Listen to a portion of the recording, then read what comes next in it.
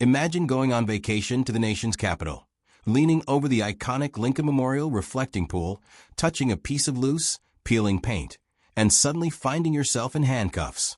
It sounds like a dystopian movie, but on June 24, 2026, it became a reality. Watch the exact moment Senator Sheldon Whitehouse exposes a wild government cover-up, where officials literally invented a fake 350-foot knife attack by vandals to hide a multi-million-dollar engineering disaster. Here are the top 3 explosive moments you won't believe actually happened. Top moment 1.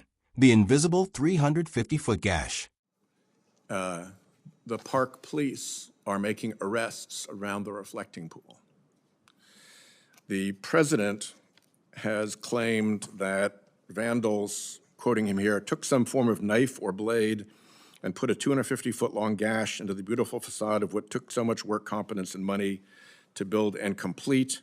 He increased the estimate to 300 feet later, then to 350 feet, insisting that it was, quoting him again, cut and powerfully lifted off the surface, leaving very jagged, uneven edges. He was asked what proof there was of any of that, since it doesn't seem to be visible to any other person. And he said, well, you'll have to go see the Parks Department. They'll show it to you, or see the secretary, but I saw it. We have pictures. He also said, you'll see it in court. Top moment 2. Nominee dodges the truth.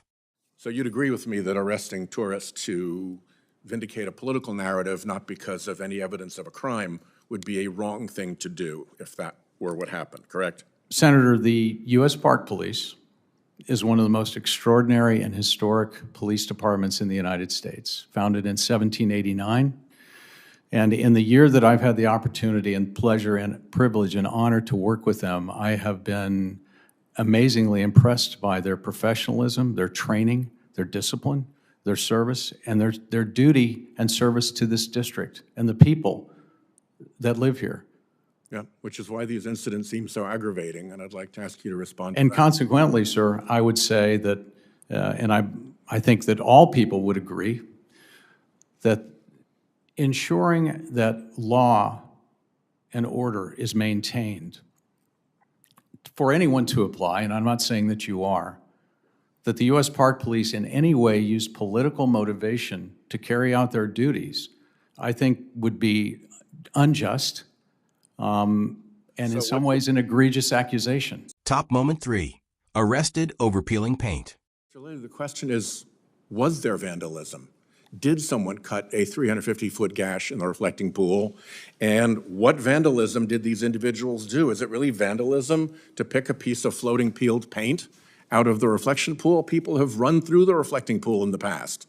The president drove through the reflecting pool, apparently. Sir, I stand by my statement that the U.S. Park Police operated and conducted their business of protecting this city in an appropriate manner. There was no malfeasance, nor was there any political motivation to it. And furthermore, sir, as you know, this is an ongoing investigation, and consequently, I'm not in a position to share that information publicly. But once it is available publicly, I'm happy to meet with you.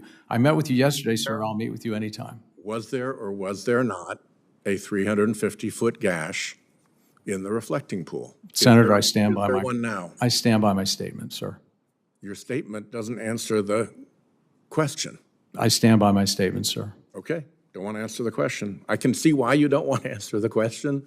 You're in a terrible position because the president has made up a 350-foot gash, and unfortunately now police officers are being put in the position of having to make arrests that I suspect are going to fare very badly in court because there's nothing about touching the reflecting pool or picking up a piece of floating, peeling paint that amounts to vandalism as a matter of law.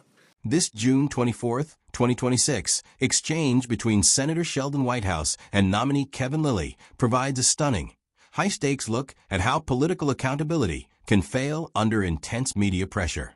When a high-profile $15 million civil infrastructure restoration project breaks down right before a major national holiday like July 4th, leadership faces a defining choice: own up to the engineering error or aggressively find an outside scapegoat to absorb the public blame.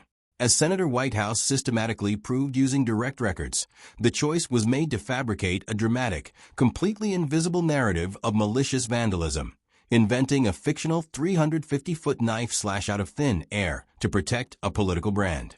Worse yet, the U.S. Park Police were put in the terrible position of executing low-level, highly publicized criminal arrests on everyday tourists who were merely interacting with floating, peeling paint debris. The core constitutional crisis here centers entirely on the strict legal requirements of probable cause under the Fourth Amendment. For an individual to be handcuffed, detained, and stripped of their liberties, law enforcement must possess concrete, objective evidence that a crime actually took place. Picking up floating pieces of naturally degrading public paint from a public pool completely fails to meet the legal threshold for malicious destruction of property or criminal vandalism. When we look at the immediate real-world updates following this hearing, the strategy completely imploded. Within 48 hours of Senator Whitehouse exposing these facts on the public record, local Washington, D.C. prosecutors threw out all criminal charges against the 5 arrested tourists, citing a total lack of a factual predicate. Furthermore, subsequent oversight investigations officially confirmed that aggressive chemical overtreatment utilized by maintenance crews to battle an unexpected algae bloom is what actually caused the synthetic pool liner to blister, tear, and float to the surface.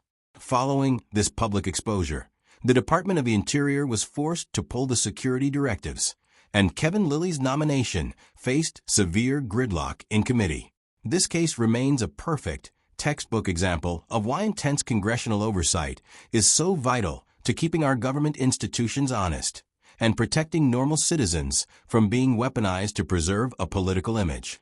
What do you think about how this entire hearing was handled? Let me know your thoughts in the comments below. If you want to stay updated on the raw truth behind Capitol Hill's biggest hidden stories, make sure to hit that subscribe button, like this video, and share it to help pull back the curtain on government accountability. Thanks for watching Capitol Oversight, and we will see you in the next breakdown.